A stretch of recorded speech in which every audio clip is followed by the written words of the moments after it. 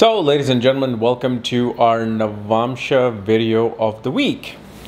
And this week we're going to be covering Saturn in the 11th house of your D9 Navamsa chart. And what happens when Saturn, Shani, is in the 11th house of one of the most important charts in Vedic Astrology known as Navamsa D9 chart, which shows actually the strength of your planets from the birth chart, how they're developing in life, what results they gave can be seen in the Navamsa. It shows your married life, what you become in your married life, what type of circumstances and situation develop you, especially as you get mature after the age of 36. So it's a very important chart in astrology. So if you're new to this and you don't know what your Navamsa chart planetary replacement's like, what your birth chart planetary replacement's like, all the other astrological details, for that check out the links here. Check out my full astrological report, including my books, consultations, and link to my academy, Vedic Astrology Academy, where I actually started my new course on planets through nakshatras, including ascendants through nakshatras, and love it. More details I'm actually giving in those lessons than what I even described on the website of my school, because I got permission from one of my teachers, former teachers, long ago teachers, to show you guys something about nakshatras. So anyway, let's get started with this early video of Navamsa Nakshatra, because I actually wanted to test out my video and my new lens actually that I got and see if it's any good, if it's sharp, if it's clear enough. So yeah, let's get started. So Saturn in the 11th house of your D9 Navamsa chart. This is an interesting one because in a way 11th house of the Navamsa, okay, specifically Navamsa, represents the fulfillment of desires through marriage, through the spouse. What do you gain in life through marriage and the spouse? It represents the social circles you develop through marriage, or especially even when you mature. And Saturn usually is very, very good in 11th house because number one, it is a trik house, the highest of the trik house, and is the highest of the kama houses, meaning the highest of the desired houses. Because the first desire house is the third house for communication, desire for communication. 7th house is a desire for partnership, so it's a kama house. But 11th house is the big desires that a person has. Like, oh, I want to be an IAS officer, I want to be the president, I want to be a billionaire, I want to be famous. All these desires that come about. So here's Saturn, and what I'm going to say is outside of the boundaries of the sign that Saturn is in, or the aspect Saturn is receiving, or the conjunction Saturn is in. This is just, I'm just pretending that Saturn is just there. That's it. So the first thing you will see is that you will have a limited amount of friends in your mature age or even after marriage. And those friends will either be very conservative friends, they'll be very orthodox friends and connections, and some of these connections don't really help so much in a big way. They will give you little help and they expect you to go a long way with that little help. So for example, if let's say Venus or Jupiter are here, well, you'll have a whole, bag full of, opportunities through network circles. Here, Saturn says, no, you have to put your effort to gain the things that you want to gain, yet you will get little tidbits. You know how, like, even let's say an astrological teacher or some guru will give you a little tidbit into something. They say, okay, now go develop this. That will happen. And also the relationship with your elders, like elder sibling, especially becomes quite conservative as you become older. It's no longer like, oh, hey, let's have fun like we used to when we were 15. It's going to either feel a little bit cold, or because your elder sibling has matured to a certain state, when you try to relate to them, it just feels like, am I talking to the elder of the house or is it my elder sibling? And one thing you will notice with Saturn is that obviously the friends and connection you make will be very old.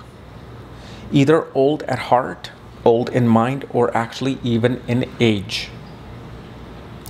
The other thing with Saturn we see is that responsibility become the biggest thing. Like for you, as soon as you mature into your mature state, after especially 36, you will have the greatest responsibility in your life towards everything, whether it's your spouse, work, children. Some will not feel that responsibility. Well, yeah, got a house, got a spouse, got kids, they're living. But no, you have to be there, involved in it, which will slow you down physically. It'll make you feel old, aged, grayed, slowed.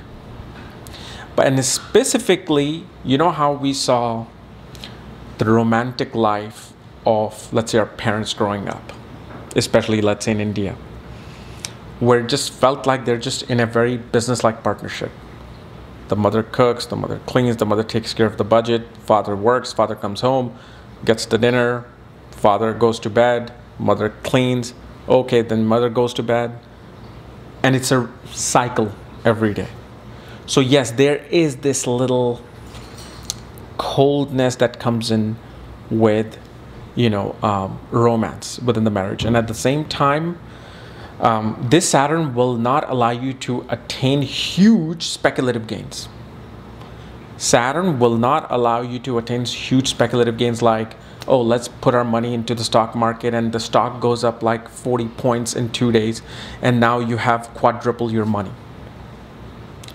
That's not how it works. Saturn goes slowly and steady, meaning you always remember with Saturn in the 11th house in Navamsa, especially when you are older, especially when you have the spouse, don't put huge investments in, whether it's Bitcoin, stock market.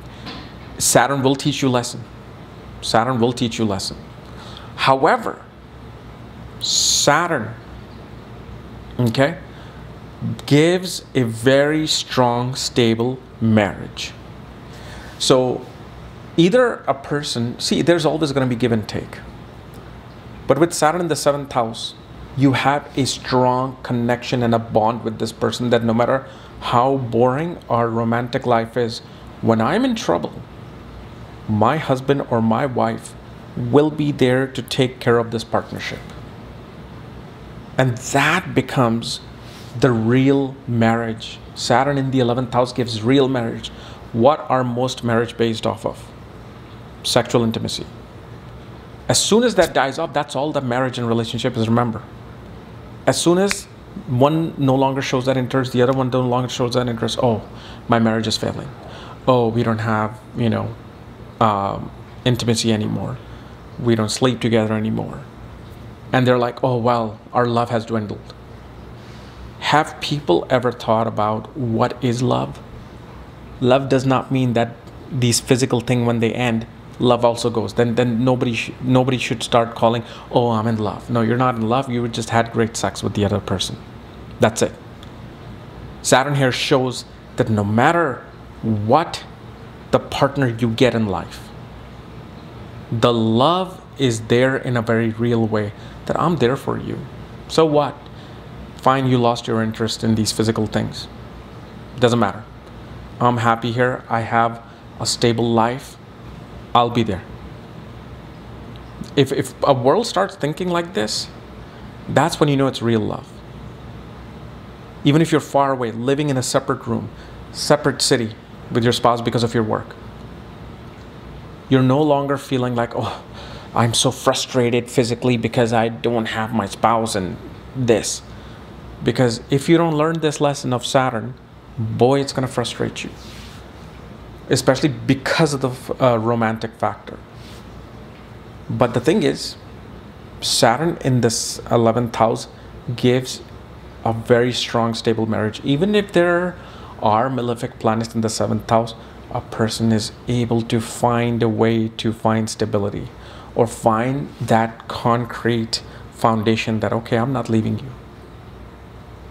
Because Saturn always tests. Saturn will test. Don't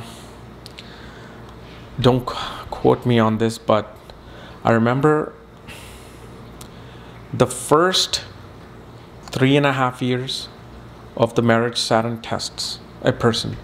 How are you dealing with this new reality of yours in the marriage? And if you really see love as love, Saturn excels. When you see love as a material thing, Saturn does his thing. Because Saturn is an airy planet. It's not an earthy planet. It's not about the physical thing. It's about the air thing. Air represents the breath.